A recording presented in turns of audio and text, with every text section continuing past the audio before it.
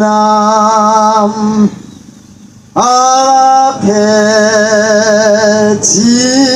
muntu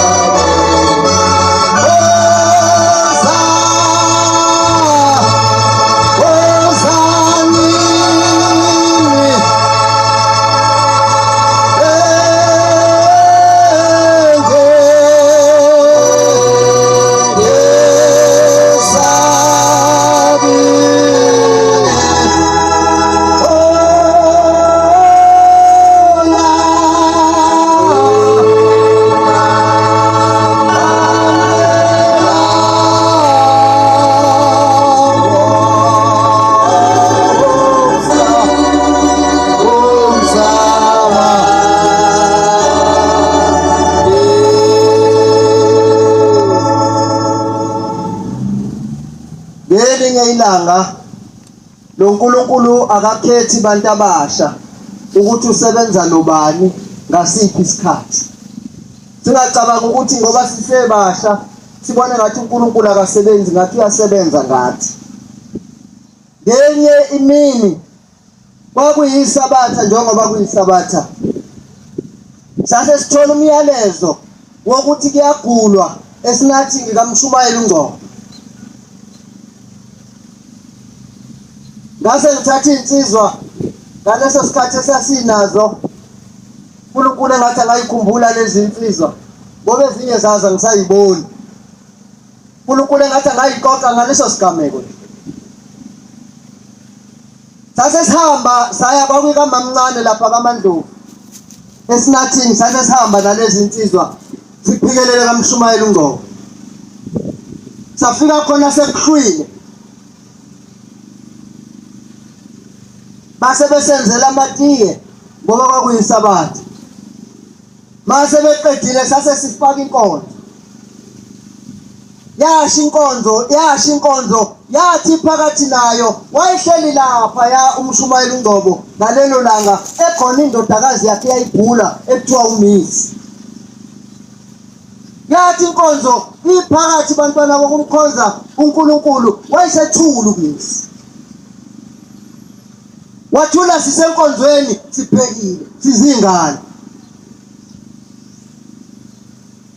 Wayesemuzwa ubaba wakhe ngoba wayephethwe uyena uNgcobo.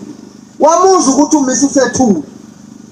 Zase zehle inyembezi uNgcobo simbhekile. Base bebona odadewabo noma wakhe ukuthi engathi khona inkinga. Basondela bathi bayamthinta bamthola ukuthi usethula. Sase sishisilile nje. Wakhala endlini sathi siyavimbanisa ngokuhlabelela. Wakhala endlini kwayisimangaliso. Ngithi lezi insizwa esasihamba nazo ngithi mina zinsizwa asiphumelele eminyango siyokhuluma kahle le ndaba. Amukho sezomunye endlini kunesiliva. Sase siphuma. Sathi masiphuma la ngathi mina niyabona ukuthi konakele bathi siyabona. Ngathi mina sikuphi isiguqo sala ekhaya basikhomba ngale ngemva kwendlu bathi singale ngathi asiyeni kusona. Safika lapha saguqa nama ngaze ngikushoyo ngithatha. Sase sifika khona ngathi asiguqeni umthandazo wethu esizowucela sothi ushemba kambuyisi. Angithi usithumile sasuka sile nje emakhaya sizela uhamba kanjani asimcela ushemba ukuthi akambuyisi. Sase sithandaza singabafana baseNazaretha sathula ngomthandazo. Sathandaza. Sathi masiqeda khona sithi amen. Ase ngithi asibuyeleni khona ngaphakathi. Siyasizwa isilo ngaphakathi.